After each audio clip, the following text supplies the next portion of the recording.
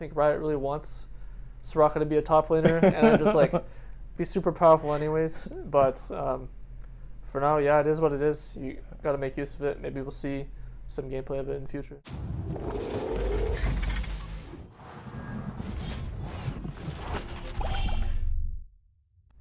This is Zento from Esports Heaven, and I have here with me Hauntzer from Golden Guardians.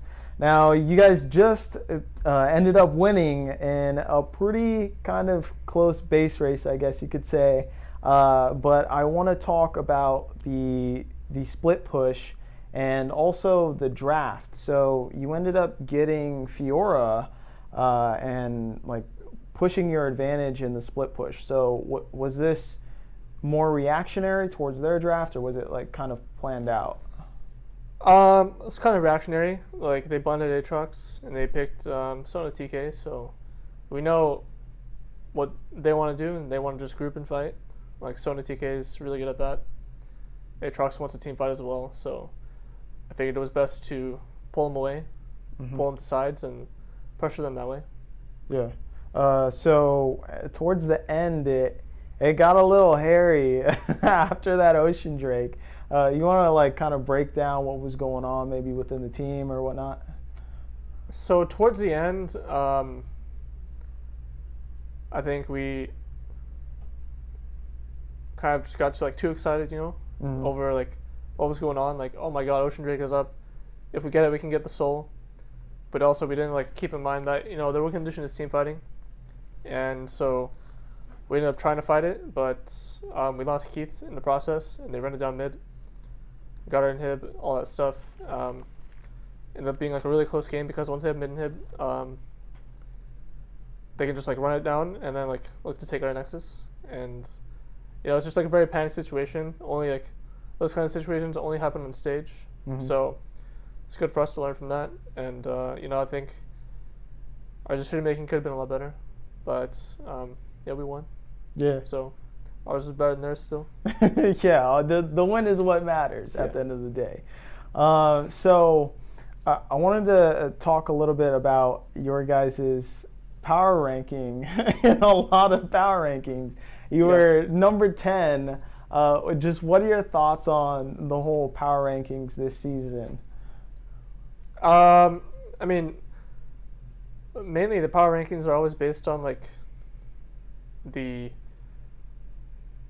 names, like name brands, like oh wow, they have like Bjergsen, this guy's really good, his team must be really good, right? Or they have Double, if this guy's like super well known, he's got to carry the team, right? But then you look at the rankings, we're at the same place as TL.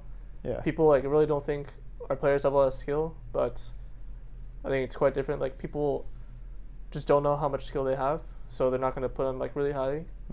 I think like our team, Closer, FBI, like Grayson, even Keith, like role swapping, everyone's like doing really well individually. So people just think we're bad, but in the end we're underdogs, we're dark horses. So we'll see how the split goes for now. For sure. So you kind of had quite a lot of impact this game, but in general, especially with that survey that Riot did based on roles and top lane not really having a whole lot of impact, what are your thoughts on top lane in the current meta right now? Do you believe that you don't have as much agency within the game?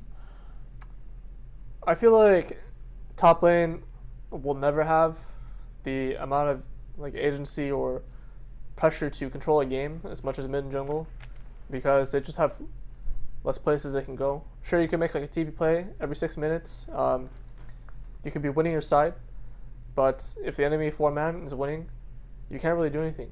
And so it's very easy for a top laner to be denied like pressure or to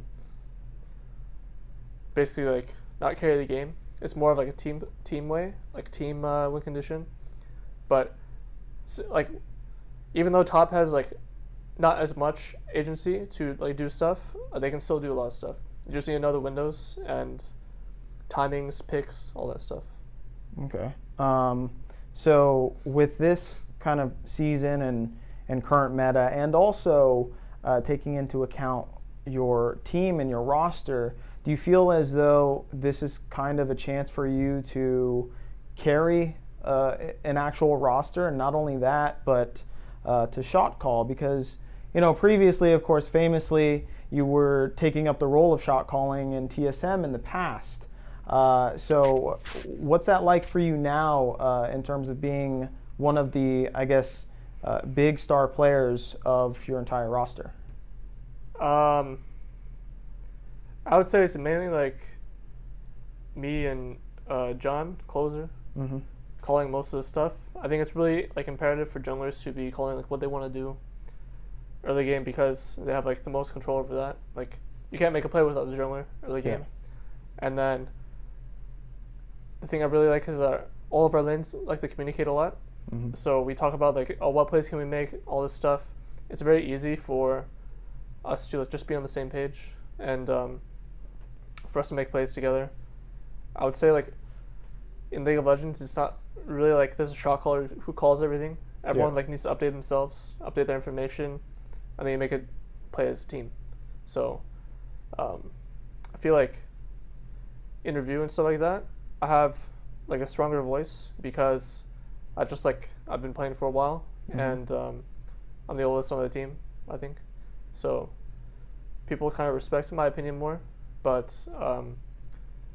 it's really good when they also give me feedback, and I appreciate that. Yeah. So lastly, I want to get your thoughts. Soraka top. What do you think about it? I think it's good. Definitely a strong champion if you can like give it like a free game.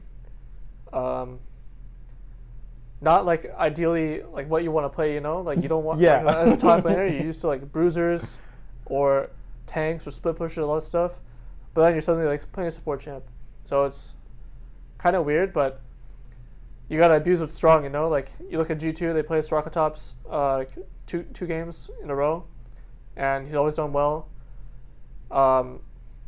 We'll see how it goes. Like, if they don't nerf the champion, it's gonna stay like that. Yeah. And hopefully it doesn't stay like that, because I don't think Riot really wants Soraka to be a top laner and just like be super powerful anyways. But for now, yeah, it is what it is. You gotta make use of it. Maybe we'll see some gameplay of it in the future. All right, I hope that's gonna be your world skin. No way. No way.